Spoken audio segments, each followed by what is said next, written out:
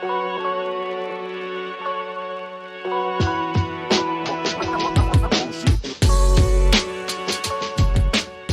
start with the rapid fire round. At what age do you want to retire? Gosh, I don't know that I ever want to retire. How long does it take you to get ready in the mornings? 15 minutes. Most embarrassing moment of your life?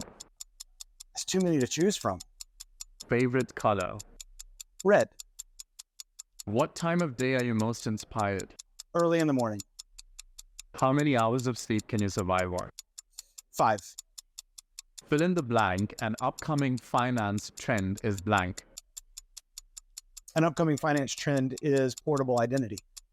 The city in which the best kiss of your life happened. San Jose, Puerto Rico. Pick one, Mark Zuckerberg or Elon Musk. Neither. The biggest mistake of your career. Not believing in myself. How do you relax? Exercise. How many cups of coffee do you drink per day? Way too many. A habit of yours that you hate. I drink way too much coffee. The most valuable skill you've learned in life. Patience. Your favorite Netflix show. 3-Body Problem.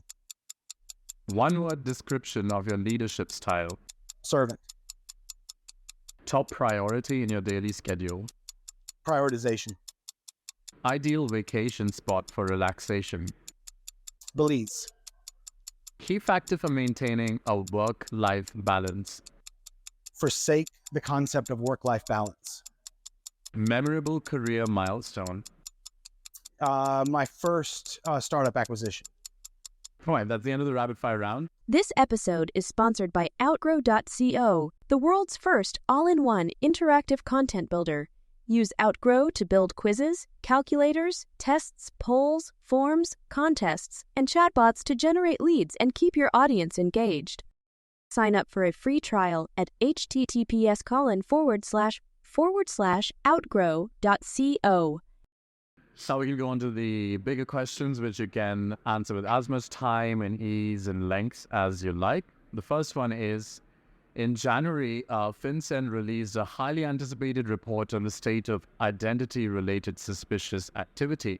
You took the opportunity to analyze the findings. What were the key takeaways regarding the state of identity verification? And I'll start by praising FinCEN for putting that FTA together and doing that research. I love data, and I love the willingness of an agency to take a year's worth of data, crunch the numbers, find the trends, and release a really detailed analysis on it. I think that it's just so good for the industry and so good for everyone. So I really love that the government agencies are willing to have that type of transparency and do that type of analysis. So I think the biggest takeaway from it is the vast amount of financial crime and fraud that's ultimately linked to identity on the front end.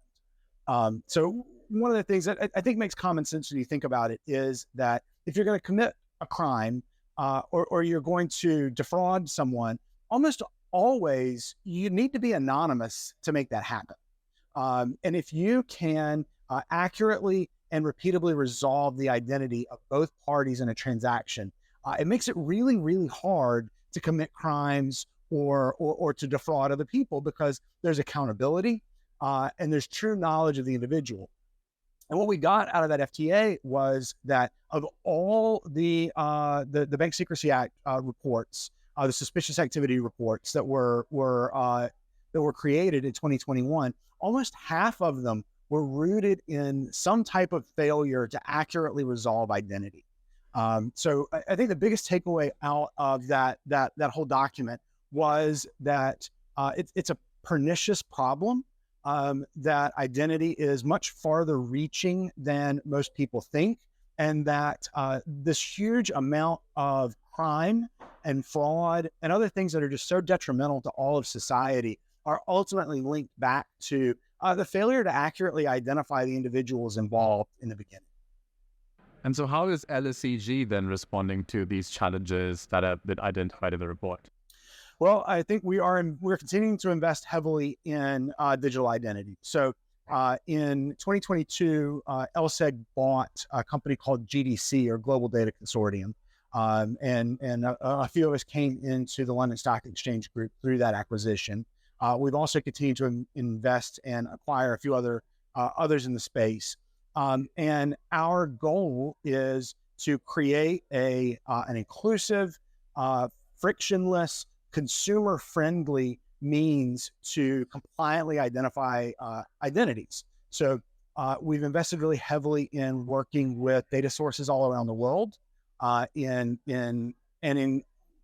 working with electronic identity providers. So that's really our next focus, is working with government issued, bank issued, and other types of electronic IDs, because we believe that, I think, for the safety and security of our financial infrastructure, right, we need to understand and identify all the individuals involved in transactions. But by the same token, we think that everyone globally has the right to be identified. So the World Bank published a report around the state of identity, and they currently say that there are around 850 million people around the globe that don't have a formal identity. They don't have government issued documents. They don't have an identity number. Many of them don't have formal birth dates. So when we talk about protecting our financial infrastructure and using identity as a sort of key piece of crime prevention and fraud prevention, what we can't do is leave out the 850 million people in the world who don't have an identity, and then the countless others that are recent immigrants that are fleeing from some type of persecution or some type of hardship in their home country.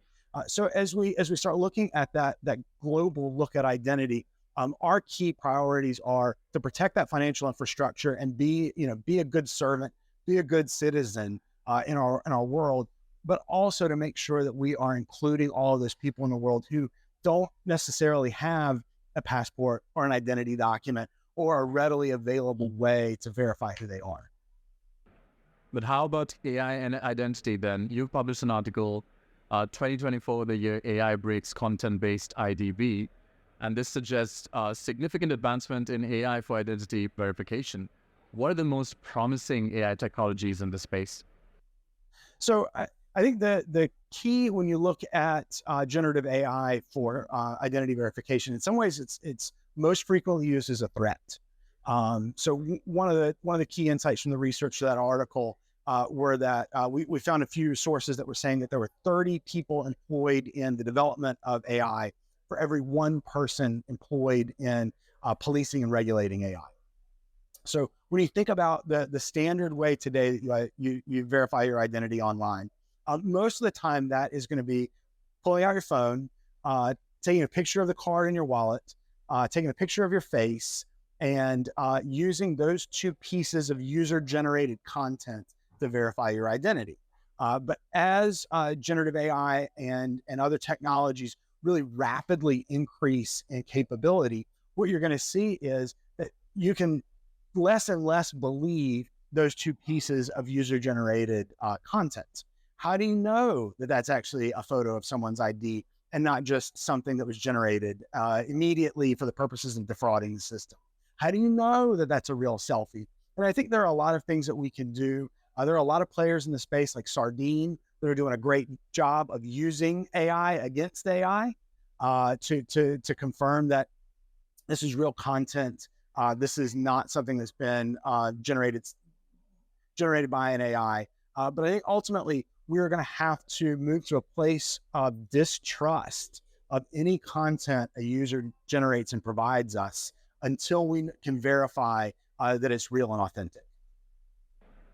And so how far away are we from that kind of regulation being imposed? How far away from the regulation being imposed? I'm not sure. I think that the threat and the concern is very real. So one of the articles I cite in that blog post is a gentleman named Joseph Cox from 404 Media, who went through and signed up for a trading account on a popular crypto platform with a totally synthetic identity that he created in about 15 minutes for about $15.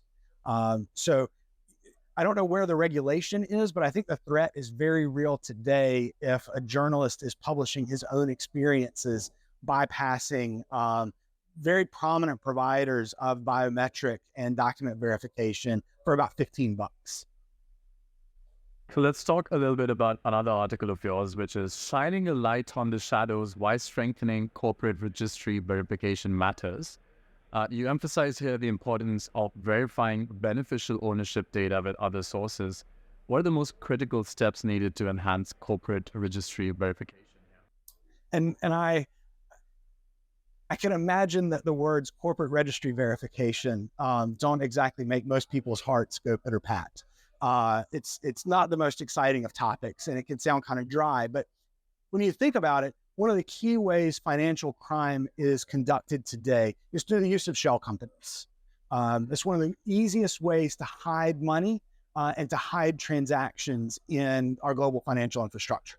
So what happens is we have to start shifting our focus on identities from just being living individuals like you and me and over to the shell corporations that are commonly used by people who are laundering money, trafficking drugs, evading sanctions, and doing all kinds of things to commit other financial crimes. So the use of corporate registries is incredibly important there, because we need to know when we transact with a business or a legal entity, is it real?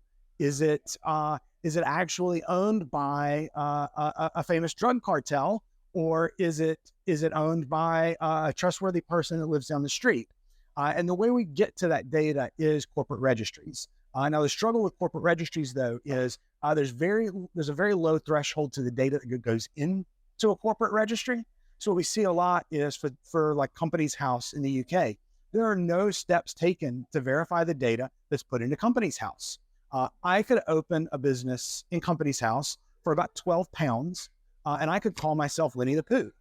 And there would be an official corporation whose director is Winnie the Pooh in the UK that you would easily be able to look up and see, and it's real. But obviously, Winnie the Pooh, as we all know, unfortunately, is not real. So I think it's incredibly important for us to continue opening that data, but to make sure that the data that we have there is good and is of high quality and has really been verified. So as you know, there is a difference between fraud, money laundering, tax evasion. There is financing and sanctions, as mentioned, right? In this new era that is happening in Gen AI, do you see any asynchrony between these type of financial crime types, or do you see that all of them are facing exactly the same threats? That's a really good question. So I think we definitely see asynchrony. There's never a place where everything is happening simultaneously at exactly the same level. But what we tend to see is external forces that create that unevenness or that asynchrony. So one of the things that we see globally, and particularly in the United States and a few other countries, is more of a permissive attitude towards things like drugs. And that leads to less pressure to launder money. That leads to less pressure to commit financial crimes because there are legal outlets to transact there. What we see today, though, is a massive increase in focus on sanctions. So as the Ukraine conflict plays on, as many of these other conflicts around the world play on, and North American authorities and European authorities are adding new names to the sanctions list, are increasing penalties around failure to enforce sanctions. We're seeing a lot more effort, energy, technology deployed towards sanctions evasion, where maybe 5 to 10 years ago, that money would have been deployed towards like third-party money laundering for crimes associated with illegal drugs. So now let's talk a bit about your regular day at work. So you wake up in the morning and then what? So I am based in the United States. I work for the London Stock Exchange Group, which is obviously based in the UK. So I typically wake up around 6 or 6:30 to a flurry of emails from all my European colleagues who have been wondering why I am so lazy and slow to respond. So I typically get a burst of emails and sort of Teams chats that I respond to before my family gets up.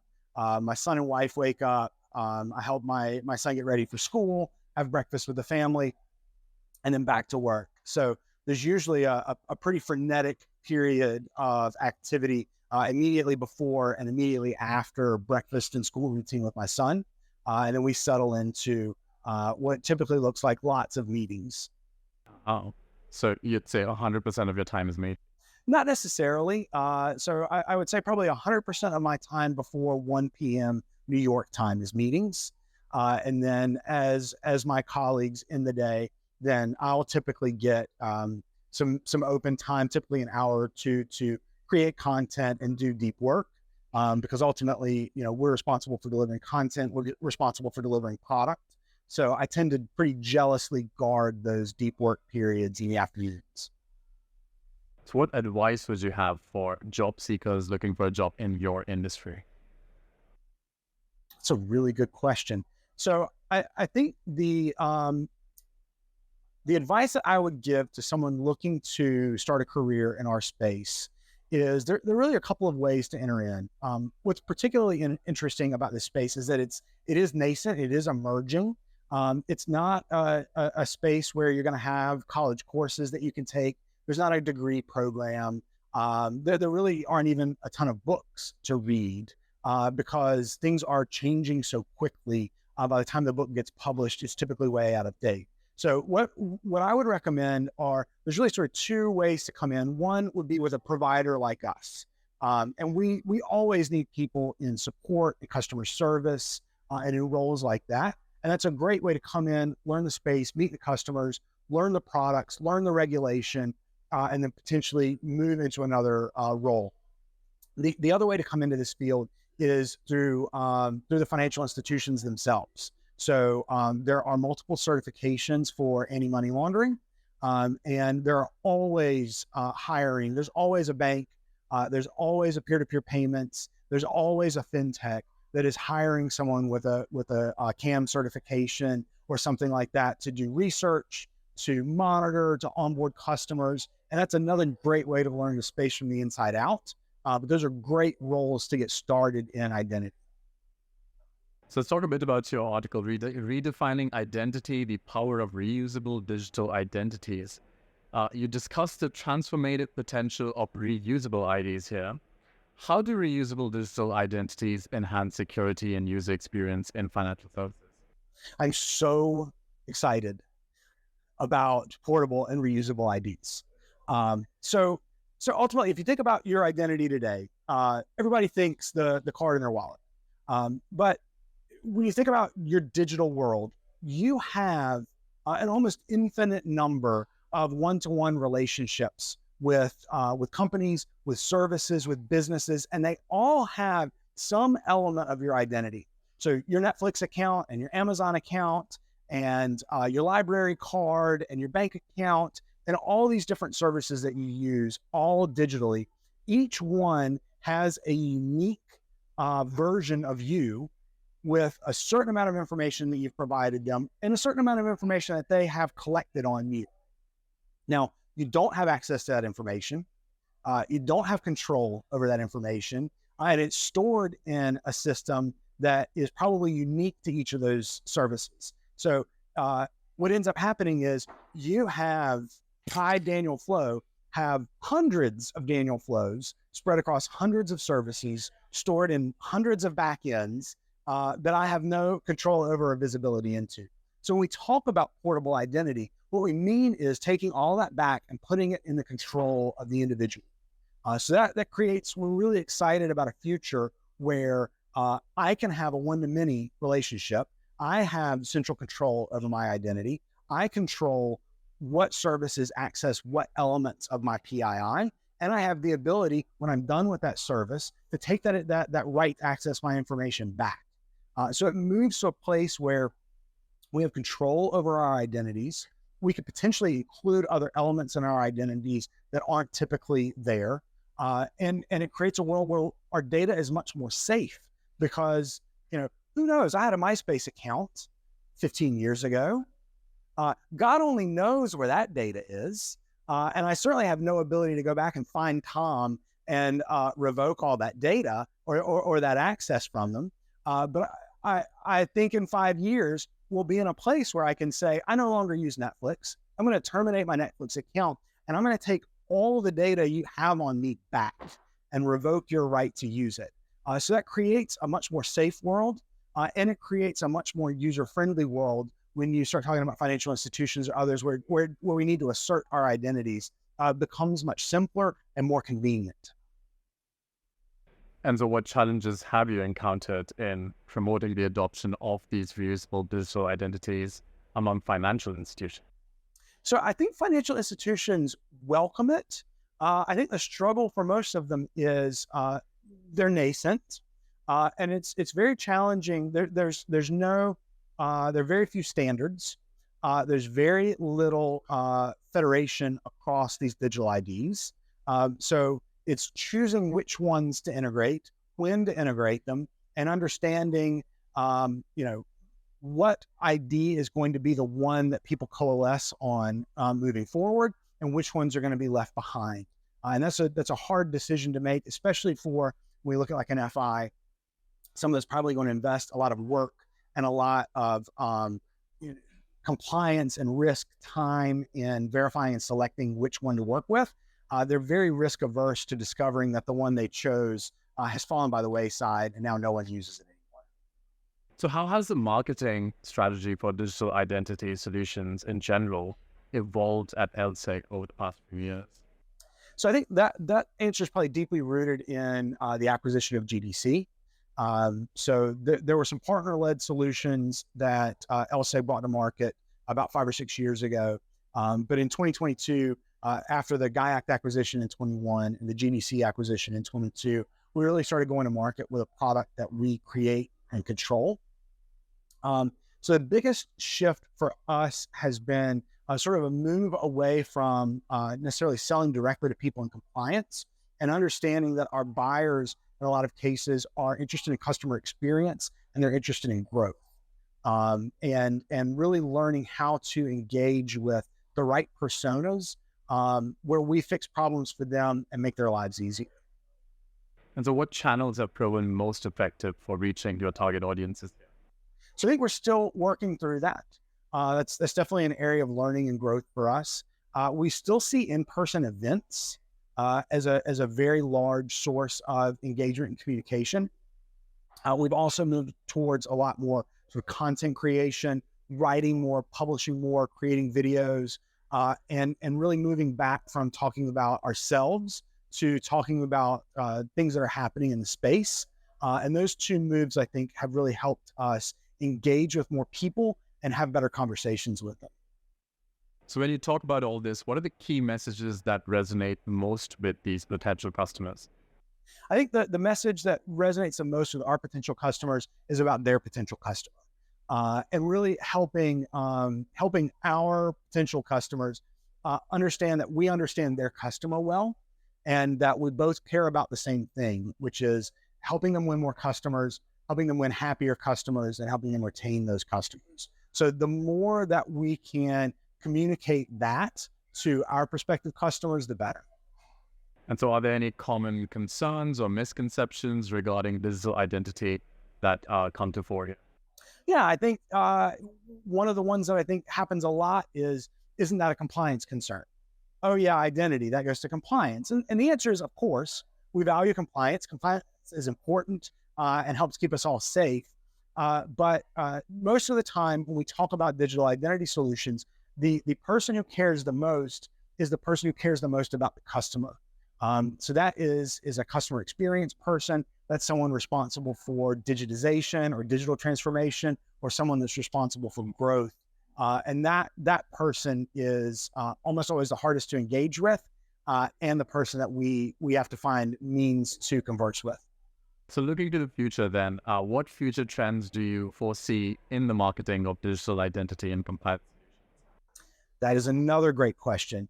I really hope that we're continuing to move to a place where marketing is more of a value add to our customers. I think we've finally shaken some of the old enterprise technology company marketing trends that, hey, look at me, I've got a new thing, look at me. And I think we've moved to a place of engagement, of communication, of learning a lot more. And I really hope that we continue along that path and our marketing engagement start looking a lot more like a path to be educated, a path to converse, and a path to connect. Okay. Okay. So would you say that after wrapping this up, these new digital identity trends are more a work that is going to be for the first line of defense or the second line of defense, or how do you see the balance between those two? It's a really good question. So I think it's across the entire customer life cycle. So I definitely think there is a first line of defense, meaning when I first establish a bank account, when I first sign up to be an Uber driver, there's that first line of defense of, is Daniel a real person? Am I really interacting with the real Daniel? Does that real Daniel have the intent to defraud? Is he untrustworthy? Or is he somebody that I would want using my service, driving my car, transacting on my platform? But then it becomes across the entire customer life cycle, because none of us stay consistent across. I may have been a good actor when I signed up, and I may now be a bad actor. It may have been me who signed up, and it may be you who's trying to access my account this time. So what ends up happening is I would say that identity really needs to be woven into the entire customer life cycle. Every time we interact, every time we transact, every time I sign into the Uber app to give somebody a ride, every time I stay with an Airbnb, that my identity needs to be verified to ensure that I'm not creating any threat or I'm not opening up any vectors for fraud. Right, so the last question for you is of a personal kind. What would you be doing in your life if not this? What I'd be doing in my life if not this? I would probably be an engineer, like a physical engineer or a mechanic. I am Daniel Flowe. I am the head of digital identity at the London Stock Exchange Group. Catch me on the Technologist of the Month show.